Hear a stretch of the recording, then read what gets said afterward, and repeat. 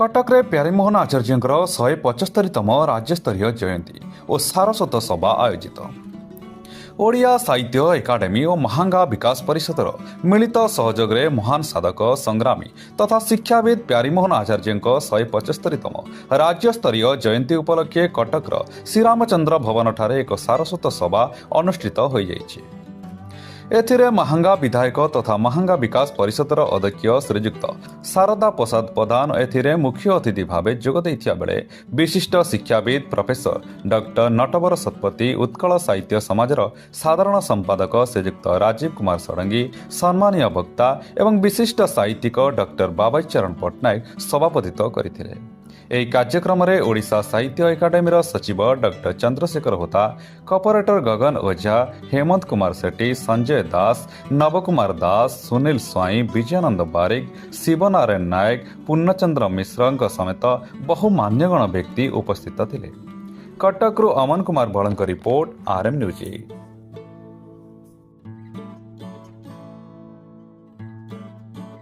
अवसरप्राप्त professor Natabar Satpathy एवं मु ओडिया भाषा संपर्क में अनेक काम करुच्ची।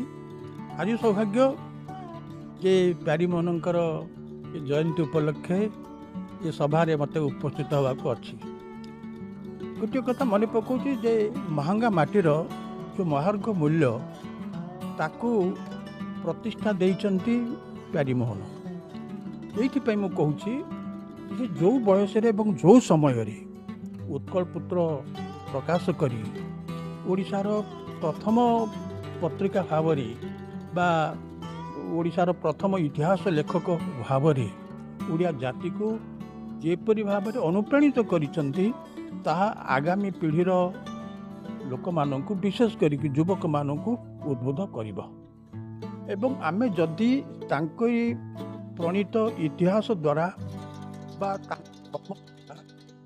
अनुप्राणित न हेउ ताले आमे गोटे गोटे हो कूल पांशुल अर्थात आमर इतिहास आमर ऐतिह्य आमर संस्कृति आमर साहित्य आम पूर्वपुरुष एमान किसी अवदान नहीं ये गोटे कथा अनुभव हम किंतु प्रकृत में ताहा नुहे। ओडिशा रे बहु प्रतिभावंत लोक जन्म नहीं एवं सेमानकर अवदान रे सेमाने जेमिति आलोकित होइचंती आमको अधिक भाव में तेजदीप्त करुचंती। आज ओडिया ये तेजदीप्त ओडिया रे जदि परिणत हम ताले से मानकर श्रम सफल हम। अध्यापक डॉक्टर अशोक कुमार राउत महांगा विकास परिषदर संयोजक। आज हूँ उत्कल पुत्र देवात्मा प्यारीमोहन आचार्यंकर 175तम जयंती उत्सव।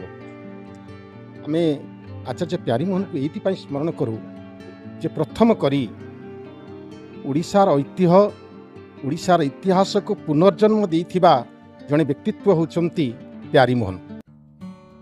से समय ओडिशार कौन इतिहास नथिला। स्टालिन साहेब, राजेंद्रलाल मित्र ये सामान्य किसी घटनावली प्रबंधाकार लिखिथिले एवं प्रथम करी उद्यम कले प्यारीमोहन आचार्य ओडिशार एक पूर्णांग तथ्यभित्तिक इतिहास प्रणयन करने एवं ओडिशार इतिहास रचना कले एवं ता सहित उत्कल पुत्र पत्रिका को जन्म देले। ओडिया सांबादिकतार इंतुड़ीशाला होची महांगा। ये कहबी जे उत्कल दीपिका ठारू आरंभ करी उत्कल साहित्य उत्कल पुत्र तीनोटी पत्रिका महांगारे जन्मित बरपुत्र मानक द्वारा संपादित होउथिला एवं से पत्रिका गुड़िक थिला आधुनिक ओडिया साहित्यर वार्तावह।